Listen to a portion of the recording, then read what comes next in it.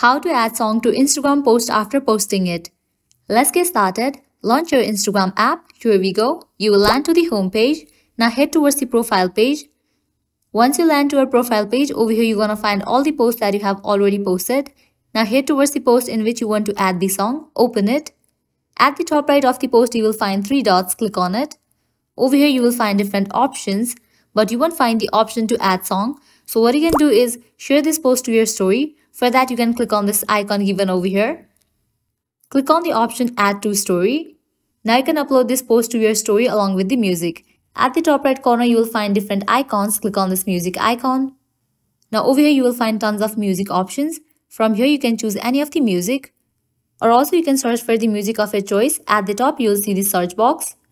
After you select the music, over here you will find this rectangle icon. By scrolling on right and left, you can select the particular part of the music.